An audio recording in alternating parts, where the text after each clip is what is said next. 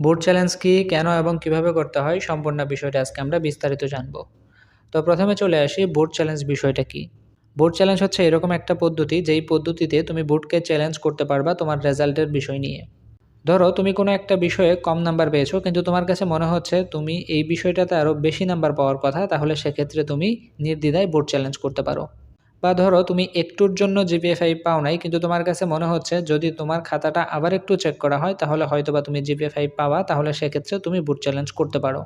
বা ধরো তুমি কোনো কারণে ফেল করে গেছো, কিন্তু তোমার কাছে মনে হচ্ছে যে ফেল করার কথা না, যদি তোমার খাতাটা আবার একটু চেক করা হয় তাহলে হয়তোবা তুমি পাস করে যাবা, তাহলেও সেক্ষেত্রে তুমি বোর্ড চ্যালেঞ্জ করতে পারো।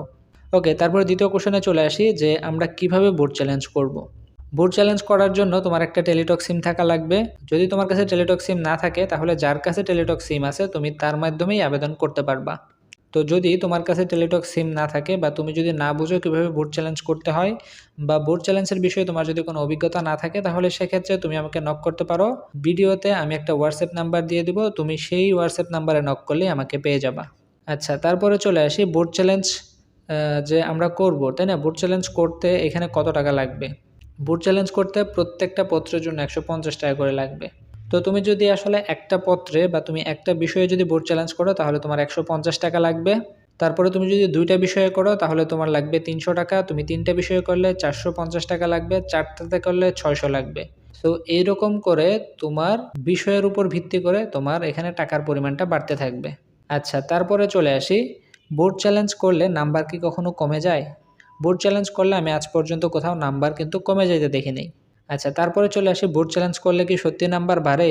বোর্ড চ্যালেঞ্জ করলে যে নাম্বার বাড়ে সেগুলো তোমরা বিগত কয়েকটা বছরের দিকে তাকালেই দেখতে পারবা যে প্রচুর পরিমাণ পোলাপানে কিন্তু বোর্ড চ্যালেঞ্জ করে কিন্তু তাদের রেজাল্টটাকে পরিবর্তন করে নিছে। ওকে, তো তাহলে কি বোর্ড চ্যালেঞ্জ করলেই তোমার রেজাল্ট পরিবর্তন হবে? না, বোর্ড চ্যালেঞ্জ করলেই যে তোমার রেজাল্ট পরিবর্তন হবে বিষয়টা সেরকম না। বোর্ড চ্যালেঞ্জ করলে জাস্ট তোমার খাতাটাকে চেক করে দেখা হবে। যদি কোথাও ভুল পাওয়া যায় তাহলে সেই ভুলটাকে সংশোধন করা হবে। তো তারপরে যদি তোমার নাম্বার বাড়ে তাহলে সেই ক্ষেত্রে তোমার নাম্বার বাড়িয়ে দেওয়া হবে। আর যদি নাম্বার বাড়ে তাহলে তোমার রেজাল্ট কিন্তু অটোমেটিকলি চেঞ্জ হবে। তো তারপরে চলে আসি যে বোর্ড চ্যালেঞ্জ করলে আসলে আমাদের এই খাতাগুলোকে কিভাবে দেখা হয়, ঠিক আছে? খাতাগুলোকে কি একদম সম্পূর্ণ নতুন করে দেখা হয়? না, সম্পূর্ণ খাতাগুলোকে নতুন করে দেখা হয় না। জাস্ট ওই যে তোমার খাতাটা থাকে, সেই খাতাটা আবার একটু চেক করা হয় যে আসলে সবগুলা পয়েন্টে স্যার নাম্বার দিছে কিনা। তারপরে স্যারে যে নাম্বারগুলো দিছে সেগুলো যোগ করতে ভুল করছে কিনা সেগুলো আবার একটু চেক করা হয়। তো সেগুলো চেক করে যদি দেখা যায় যে কোথাও ভুল হয়েছিল তাহলে সেটা তারা ঠিক করে দেবে। তারপরে তোমার নাম্বার বাড়লে তারা নাম্বারটা সেখান থেকে বাড়িয়ে দিবে।